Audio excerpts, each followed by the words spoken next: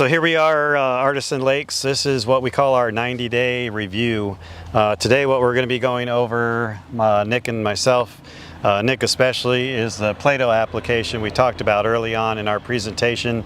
Sometimes difficult with the cell service out here, but what we're going to be documenting today is turf issues throughout the property, whether it's torpedo, old chinch bug, old damage in general, areas that we can identify so that way A, the community is aware, B, the board is presented with a proposal for replacement, and whether it's done as a priority, we're going to prioritize areas that are obviously in most visible areas and come up with a future plan and a budget with the board moving forward. So that'll be part one of this video. Nice.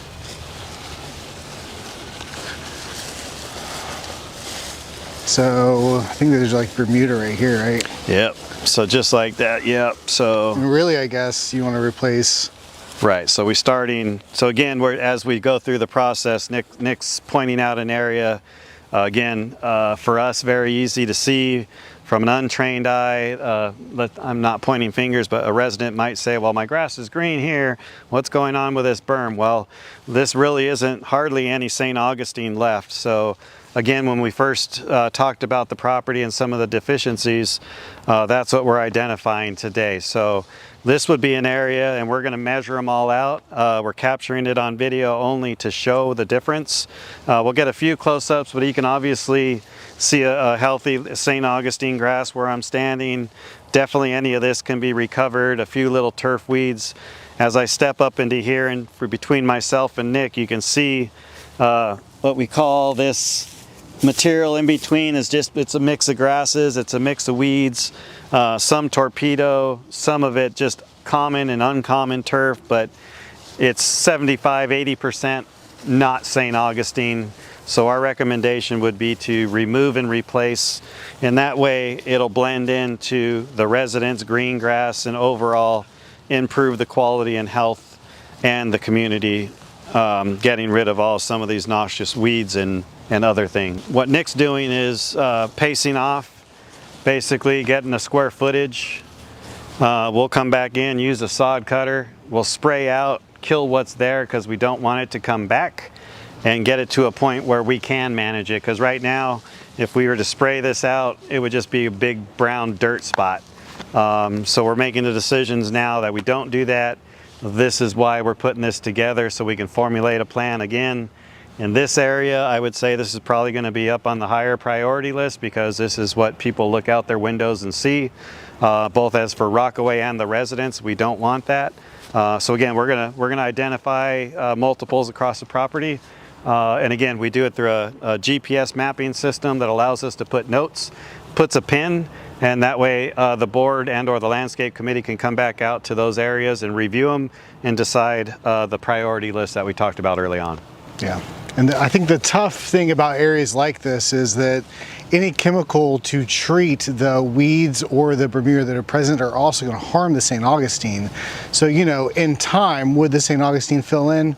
Sure, but how many years do you want to wait for that to happen? Right. And in the process, how much damage do we want to do to the current turf? So sometimes, you know, replacing is really your only option. Right. This to us would be an area of recovery.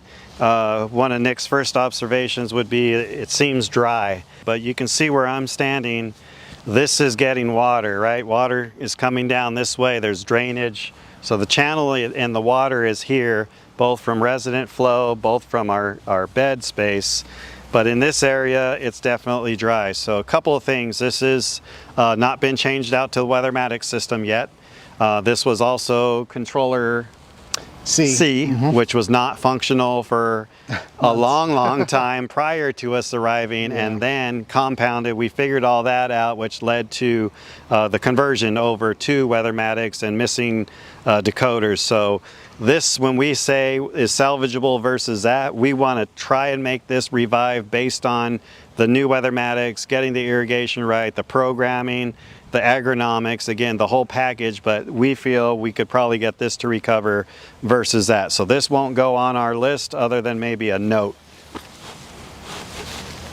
Yeah, I think quickly. I mean, if you watered this for a whole day, it would immediately look more like that, you know, and even the little patches. Yeah. You throw a little fert on them and they're growing right back in.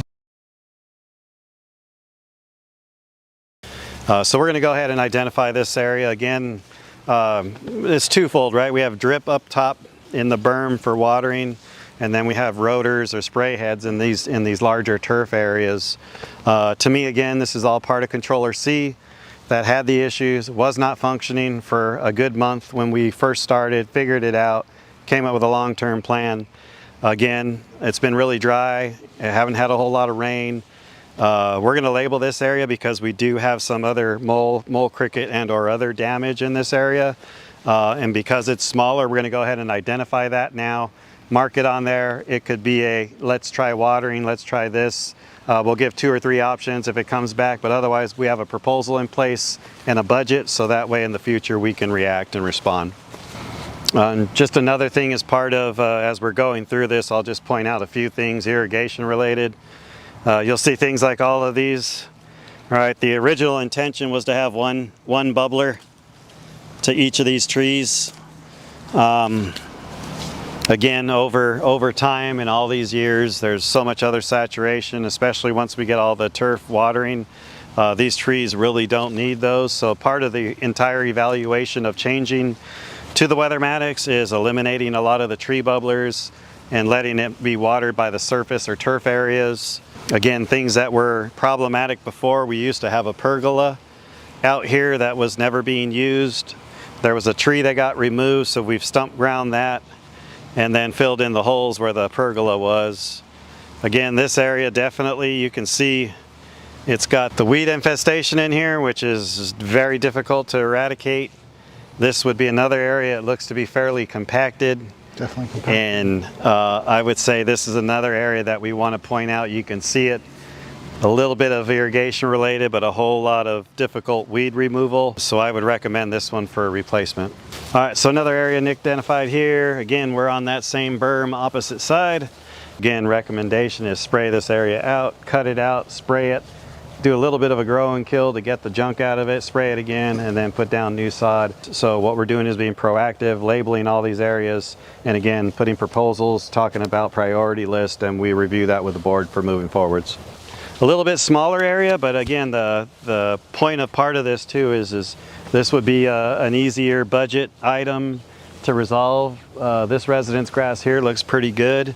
The other thing too, and I haven't pointed out yet, is the more we let this exist, the more opportunity it has. Some of this can seed and then it starts infiltrating. So what we want to do is really control it, knock it back, get rid of it, eradicate. So again, so we can spot treat and control it instead of ignoring it, and then all of a sudden it starts encroaching in residents' good grass or our own common area grass, and then it becomes a bigger, larger budget if we don't address it. This is another kind of a little bit different area. We have some large shaded tree areas. Again, this area has been, this hasn't changed much even after we've done some fertilization. I do know we have some irrigation coverage issues in here. We have some root intrusion, we have a lot of ant hills, just a lot of things that are not right. We have a complete mix. You can see right along the edge, different grasses and weed types, crabgrass. It goes all the way around this one whole radius of the tree where me and Nick are standing. So our recommendation, again, right from the street, it's a sitting bench area, it's a park area, high visibility. This would go up higher on our priority list for replacement. Yeah, you can actually see this on the map. See all this? Oh yeah. So this is one of the areas that's been an ongoing issue since 2019. It's been documented. It's super wet. We actually submitted a proposal. This is called Furrier. And you can see what's happened. It's just wear patterns. Here's the access gate that we use to get our mowers in and out of to mow inside the lawns. It's been discovered by our irrigation tech today that we do have a leak. He confirmed it via the meter. So he has it shut down to dry out. You'll see the wet tire tracks. That's how wet this area is. And I'd say it's probably, what, 85 degrees, and this is pumping water as we step on it. Anyway, he'll figure that out. He's already labeled it, flagged it, and told Autumn. But this would be a major contributor to, this is the area we already proposed, so we're not gonna put this in our estimate. Again, this is worse than it was the other day when we reviewed this with the landscape committee. So obviously it was probably an ongoing slow leak that has now gotten larger and is showing itself and explaining the condition of the turf, the weeds, also the amount of wetness residents are calling. I mean, this is bad. Yeah, I'm standing in a half-inch of water. I mean, when we picked this location up, this area in particular kind of all looked like this with a lot more weeds. I mean, there was more weeds than it was turf. No color in the turf itself. It was really, really bad. So this is a dramatic improvement. It's almost hard to recognize as, you know, what it was when we started. So that's really great to see. As well as being part of Controller C still, or is this there's right? still Controller C, yeah. So I think early on when we discovered that it wasn't operational, they were figuring out, so this was getting a little bit of supplemental water. But again, to Nick's point, what we're seeing is old damage, just to be open and transparent.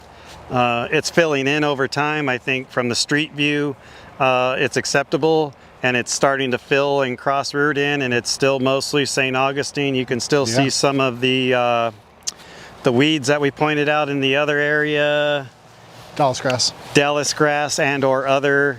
Those are just going to have to be eradicated, which is simply dropping specifically Roundup. It goes to dirt, and then we let the sod fill back in. But I would say this is 70% plus improvement over January. Absolutely. So January to mid-May, and again being no working irrigation controller since then. So yeah, I think that's the biggest thing. Is it needed fertilizer to get the color back. It needed weed control because it was just full of weeds. And now that you put those two things on here, even with less water than it should have, I mean, you know, that's a huge improvement. I would not have expected that when we first saw it. Yeah, so this amount of time. Again, the importance of irrigation coverage, like we just saw earlier, we talked about the same parkway strip and the inconsistency in color, but again, we saw several heads that weren't popping above the grass, trapped below, not good coverage equals uneven, uncolorful, non-productive fertilizer. So all of those things are being corrected. We're moving in the right direction, and it sounds like in the next 30 days we're going to be in that real good consistent water, and then we'll be doing our next applications of pre-emergence fertilizers and such. So definitely heading in the right direction. Yeah. Helpful hints, right? We right now 8 to 10 mile per hour wind gusts at times with compounded 84, 85 degree temperatures. And if we're watering 2 days a week right now, we really need to increase that to 3 days a week.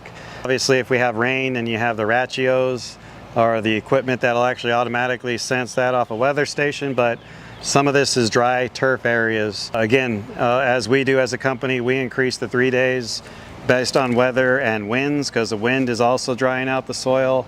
And this, as you walk on it, you could probably hear it, maybe not, but it's crunchy. So that's the first signs that your turf is dry versus a nice lush green. Also the color, right? We can put all the fertilizer, but if we're not watering it in often enough, it's not activating, and it's just gonna not take effect. So again, it's a partnership between what Rockaway requests of homeowners and how many times. We all understand the cost of water, but we also have a responsibility to make our yards look as uniform and consistent as possible. So this particular area is another one back January, right? Mid-January, it was bad. It was probably one of the worst areas. You can really see there's some barren spots in there. But again, that overall curb appeal, and if you look around and swing left and swing right, the color of the turf is consistent. Separate controller in this area, half of it. So consistency, right? We have consistent water, consistent fertilizer, consistent thickness of grass, which equals a level mow when the guys go through here. Again, an area that was virtually ready for complete replacement is back and thriving. Healthy root growth, so we feel it's going to combine and grow through. This was also one area they wanted to talk about adding a very large, either a specimen oak tree where residents can come sit at these benches and relax and enjoy the community. It's a beautiful area, beautiful lawn, They just need a specimen tree in this area, so we're working on that proposal and estimate. This is Linear Park. It's one of the longest berm areas, so we have homes on opposing sides. I personally have only seen this 2 or 3 times in my 20 plus years of experience. It's really a great idea instead of putting up vinyl fences or wrought iron fences. So they have these swales, you still have very large backyards, a decently landscaped area, not overly planted, just enough height where you don't feel like you're out in a jungle, but definitely a buffer privacy, right? Anybody would feel fine sitting outside, having friends over and none the wiser. I think it was nicely done. Turf is looking really good, got good turf quality. Plants all look healthy. Again, right now we're just kind of going through. So far so good. This turf has really bounced back. Irrigation is going to play a big part. The Weathermatic system.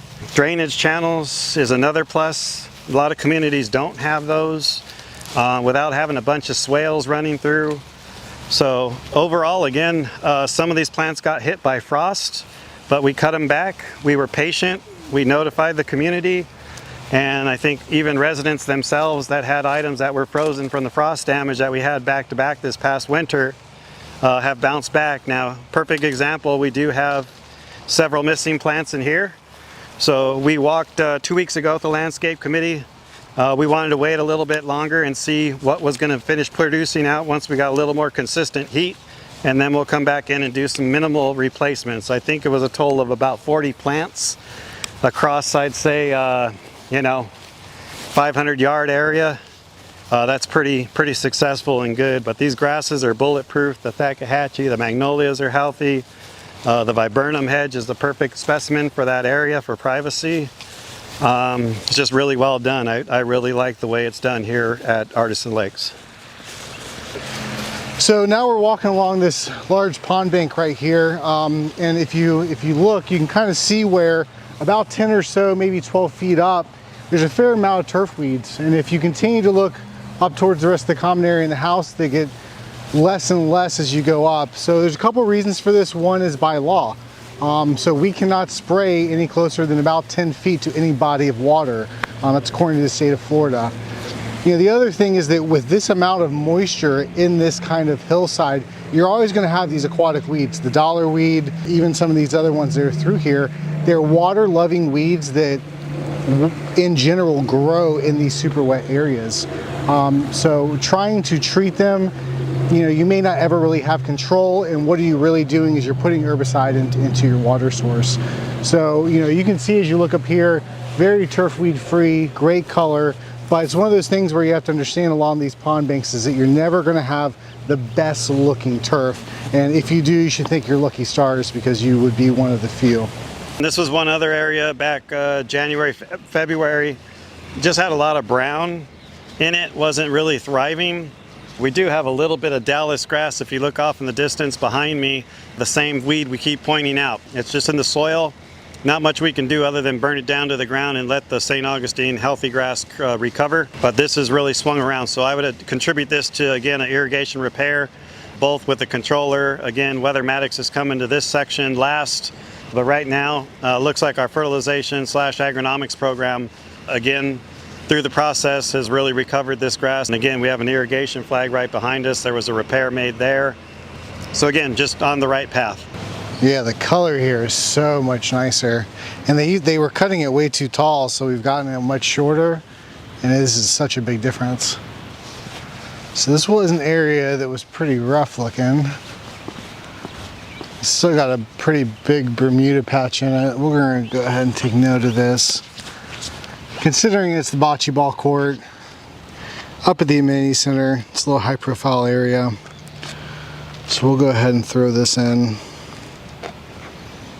Because this amount of Bermuda is impossible to get rid of.